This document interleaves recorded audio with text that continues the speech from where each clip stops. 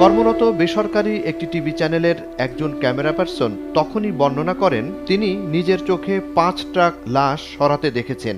অন্য একটি সূত্রের দাবি সে সময় মাতুয়াইল ও পিলখানার দিকে লাশ ভর্তি বেশ কয়েকটি গাড়ি যায়। জুরাইন কবরস্থান ও আজিমপুর কবরস্থানে বেওয়ারিশ লাশ দাফন হলেও রেকর্ড রাখতে দেওয়া হয়নি।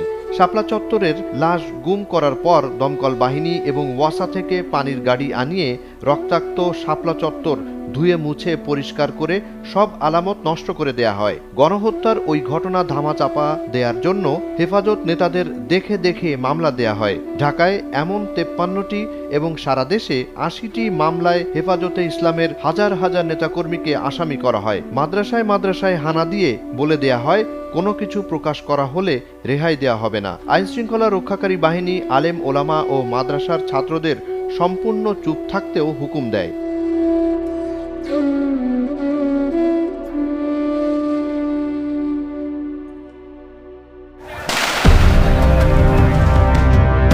শাপলা চত্বর গণহত্যার ঘটনা অনুসন্ধান করতে গিয়ে গণমাধ্যম এবং বিভিন্ন সূত্রে জানা যায়